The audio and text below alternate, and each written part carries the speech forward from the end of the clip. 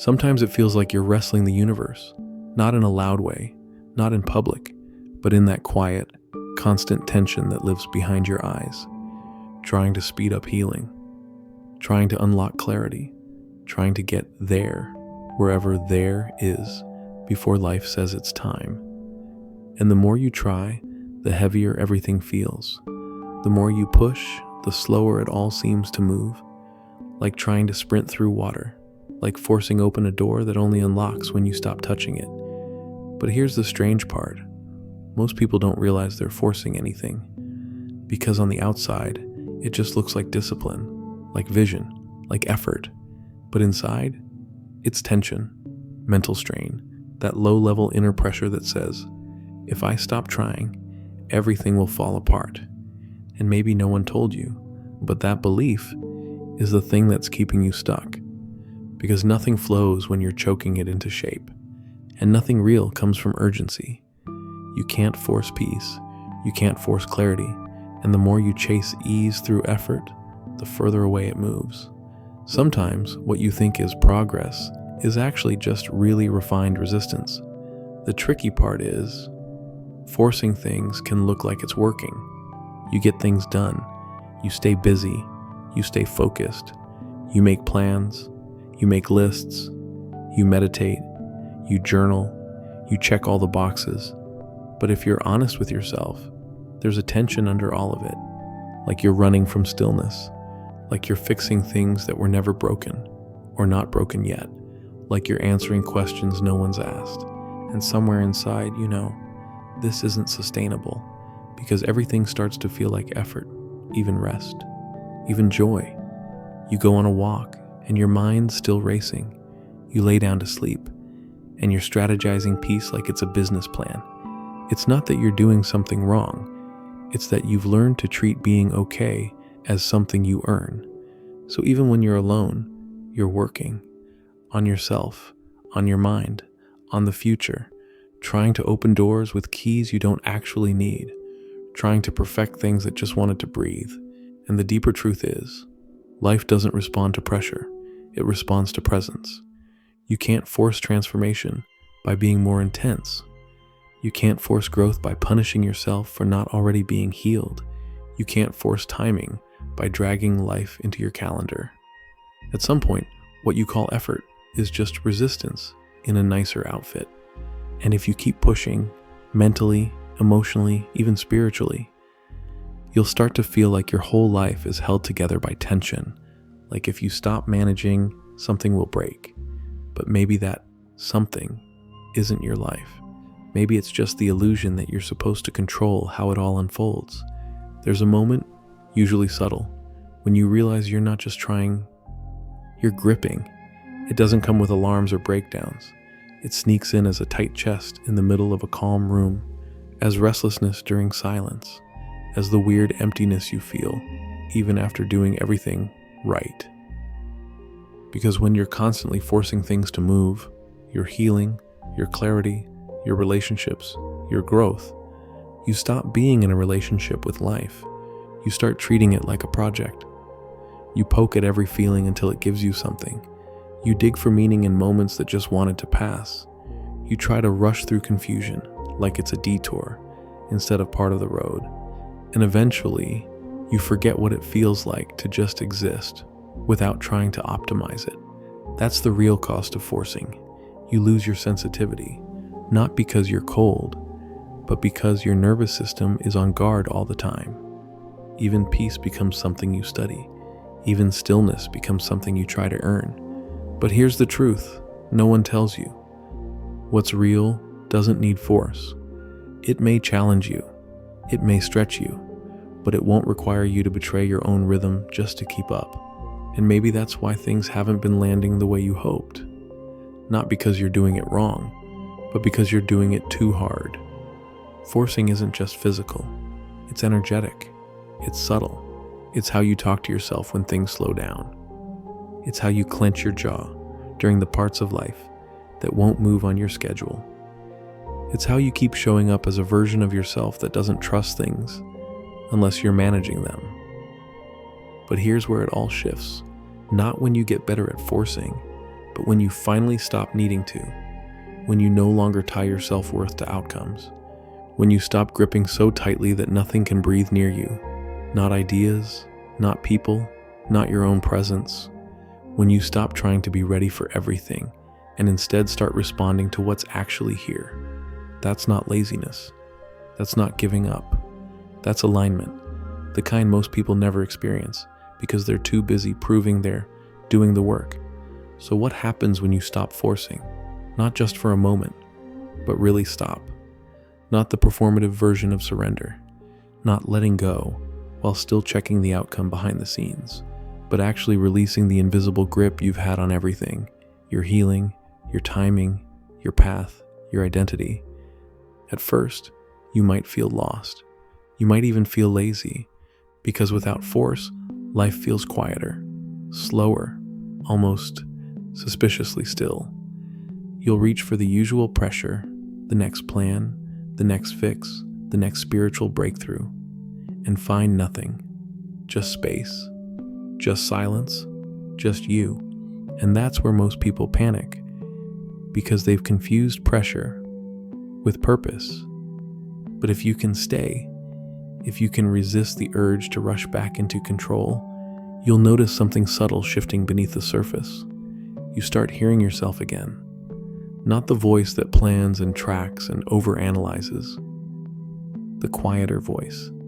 The one you stopped trusting a long time ago. You begin to feel things before labeling them. You begin to move without rehearsing it. You begin to rest without guilt. And not just physically, but mentally. You realize that growth doesn't always feel like momentum. Sometimes it feels like slowing down. Sometimes it feels like nothing is happening. Until you look back and realize everything changed. You start noticing that peace was never waiting at the finish line. It was behind every moment you rushed through. It was in the breath you didn't take, in the tension you never questioned, in the stillness you kept skipping. Because when you're always forcing, you're not just trying to move life forward, you're trying to escape yourself. But when you stop, when you finally sit with what is, instead of reaching for what should be, things begin to unfold. Not perfectly, not instantly, but honestly. The people who are meant for you begin to feel your actual energy, not your performance. Ideas that felt stuck start moving, not because you pushed, but because you gave them room. Your body begins to soften. Your breath deepens. You stop chasing healing and start experiencing it without the pressure to arrive. That's when things come to you, not because you've mastered life, but because you've finally stepped out of its way. There's something you slowly begin to realize once you stop forcing. You haven't just been trying to control life. You've been trying to control yourself. You've been dragging your own mind behind a leash, telling it when to feel, what to fix, what to ignore. You've been organizing your healing into categories. You've been trying to micromanage your intuition. You've been turning every quiet moment into a strategy session for how to move forward. And maybe the hardest part to admit is this: you don't even know what your rhythm feels like anymore. Because for so long, you've been moving at the speed of anxiety. You've been making decisions out of fear of staying still. You've been mistaking noise for movement, urgency for alignment, exhaustion for progress. And eventually your body starts speaking, not with words, but with resistance, with burnout, with mental fog, with that strange ache that isn't physical, but feels heavy enough to be. Because deep down, there's a version of you that's been waiting to move at a pace that feels like truth, not survival, waiting to choose based on what feels real, not what looks impressive, waiting to breathe without guilt, to rest without bargaining, to simply exist, not because you've earned it, but because you can. But that version of you can't emerge while you're still performing productivity, while you're still proving that you're doing the work, while you're still narrating every internal shift like it needs to make sense before it's valid. You're allowed to stop trying to make your growth look presentable. You're allowed to not explain your softness. You're allowed to not know where this is going, and still trust that it's going somewhere important. Because here's the deeper truth. The more you force things, the more you interrupt what's already trying to move through you naturally. Sometimes life isn't delayed. You're just stepping in too early, trying to push something that hasn't ripened yet, trying to rush a moment that was never meant to be fast. And ironically, the moment you stop interfering, things start to click again. Not because you pushed harder, but because you finally aligned yourself with the right pace. Your own. That's when you start remembering what ease feels like. Not laziness, not detachment, but ease. The kind that moves from the inside out. The kind that whispers, you don't have to fight this anymore. One of the strangest things about forcing is that you often don't realize what you're interrupting. Not just flow, but timing. Real, organic, divine timing. You think you're being proactive, getting ahead, fixing, adjusting, moving the pieces. But what you're really doing is stepping into a scene that hasn't finished writing itself yet, and then wondering why the lines feel off. There's a rhythm to your life that's always been there. Call it intuition, God, the universe, higher intelligence. It doesn't matter what name you give it. It's the rhythm that brings people in at the right moment, that closes doors that would have distracted you, that offers silence instead of signs, not to confuse you, but to prepare you. But forcing is like running onto a stage during someone else's scene and yelling your lines, and then wondering why nothing feels right. You try to force relationships and miss the quiet red flags you were meant to notice. You try to force healing and miss the part of you that wasn't ready yet. You try to force creativity and smother the space where inspiration could have landed if you just stopped reaching for it so hard. Because when you force something, you tell life, I don't trust you to give me what I need, so I'll take what I think I deserve, right now. And life responds, not with punishment, but with friction. Things stall, people distance, ideas don't land. Not because you're cursed or broken, but because you're moving faster than the moment you're in. You don't see it right away, because busy feels productive, pushing feels powerful, controlling feels responsible. But underneath all that movement, you're not connected, not to yourself, not to the energy of the moment, not to the quiet unfolding that was trying to meet you halfway. So you start to wonder, why isn't anything working? Why do I feel stuck no matter how much I do? And the answer is simple but hard to swallow. You've been trying to outpace your own becoming, but becoming can't be rushed. You don't grow by dragging yourself forward. You grow by being present long enough to listen to what's actually here. And the longer you force, the more exhausted you become. Not because life is hard, but because you're living out of sync with what life is actually asking from you. There comes a point where you're not even sure how to let go anymore. You hear the message, you understand the words, you nod when someone says, just surrender. But inside, something freezes. Because if you're honest, you don't know who you are without the pressure. You don't know what it looks like to move without effort. You've been so used to managing everything, you've built your identity around it. And now, the idea of releasing that grip feels like losing a part of yourself. The part that was always on guard, always holding it down, always fixing, proving, planning, preparing. Letting go feels risky, not just emotionally, but existentially. Like if you're not forcing your way through life, you might disappear. Like maybe nothing will happen if you're not the one pushing it forward. But that's not the truth. That's just the echo of an old belief you inherited. A belief that said your value is tied to your effort. That calm is something you earn after suffering. That nothing good comes unless you sweat for it. Emotionally, mentally, even spiritually. So of course you cling. Of course you brace. Of course you can't fully relax, even when life gets quiet. Because a part of you is still waiting for the cost. Still expecting the ground to fall out if you soften too much. And that part of you isn't broken. It's protective. It came online in a time when effort meant survival. When being hyper-aware kept you safe. When being ahead of every moment meant you wouldn't get caught off guard. But now, you're not in that place anymore. You're not that version of yourself anymore.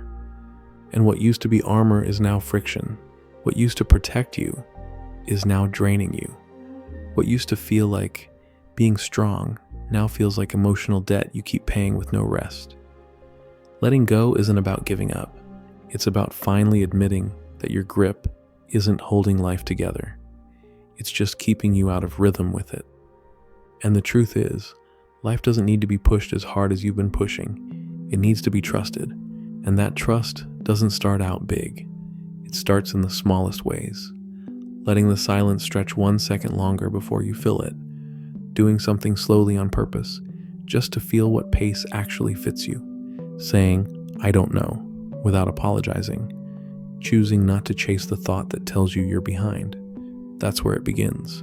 Not with a grand act of surrender, but with micro moments where you choose presence over pressure.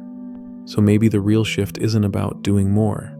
Maybe it's about finally trusting that not everything needs to be forced. Not your pace, not your healing, not your peace, not your life. Because the version of you that's been pushing, chasing, managing every moment, they've done enough. They got you here. And now, you don't need to fight for your next step. You just need to let it find you.